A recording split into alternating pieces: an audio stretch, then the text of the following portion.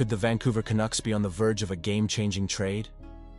With their defense in desperate need of reinforcements, rumors are swirling about a rising star from the Rangers potentially making his way to Vancouver. What does this mean for the team's playoff aspirations? Stick around to find out, and don't forget to subscribe for all the latest updates on your beloved Canucks. The Vancouver Canucks are making some serious noise in the trade market, and it looks like they have their sights set on New York Rangers defenseman Borgan. With Filip Hronek sidelined by a lower body injury and not expected back until February, the Canucks are definitely feeling the pressure to bolster their blue line. This is where Borgan comes into play. He's a solid defenseman who can bring some much-needed stability and strength to the right side of the Canucks' defense. Chris Johnston from The Athletic has been talking about how Borgan will attract a lot of interest. And honestly, I wouldn't be surprised if Vancouver is willing to outbid other teams for him. Now, let's talk about what makes Borgan so appealing. At just 26 years old, he's known for his strong defensive play and is particularly effective in penalty-killing situations. The Canucks desperately need that kind of reinforcement right now. Johnston mentioned that there will be plenty of suitors ahead of the trade deadline, but it seems like Vancouver is the most motivated to land him. I have to admit, that excites me as a fan.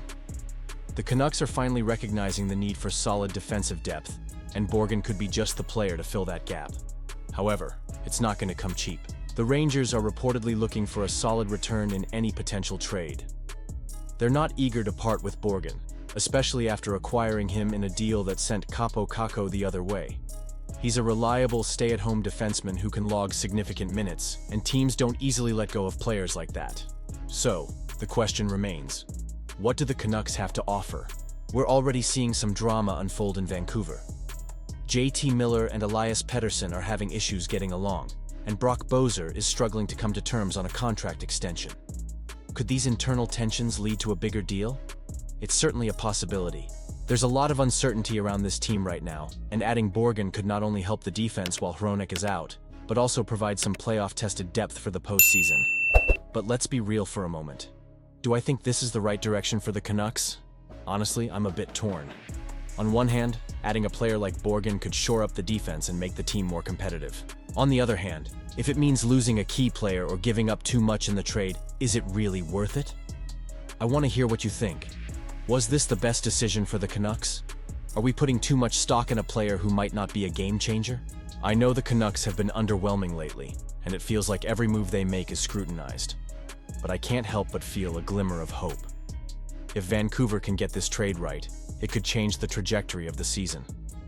With all the chaos surrounding the team, a solid addition like Borgan could help stabilize things and give the players, and us fans, a much-needed boost. So, what do you think? Do you believe the Canucks should go all in on Borgan? Or should they be cautious and hold on to their assets? I want to hear your thoughts in the comments below. Your opinions matter, and this is a community where we can all share our expectations and frustrations together. The latest buzz surrounding the Vancouver Canucks has been impossible to ignore, especially with analyst Sean Avery suggesting a potential blockbuster trade that could see JT Miller returning to the New York Rangers. As a passionate fan of the Canucks, I find myself reflecting on what this means for our team. Avery believes the Rangers should make a move now, leveraging players like Filip Chytil and K'Andre Miller, and while I can see the logic behind the trade, I'm left with mixed feelings. Miller is undoubtedly a talented player, currently in the second year of his hefty 7-year, $56 million contract.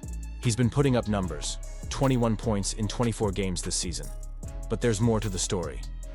There's a growing tension in the locker room between him and Elias Pettersson, which could be a catalyst for a trade.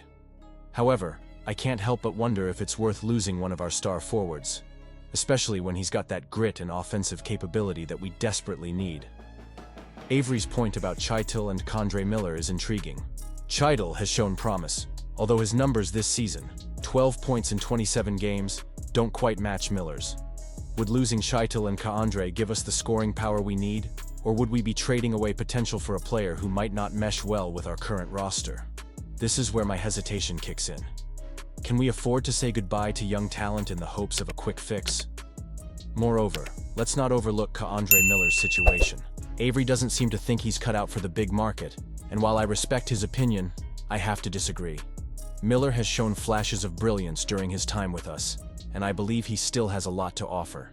Moving him now, as Avery suggests, could be premature. We've all seen how young players can blossom with a bit of patience and the right environment.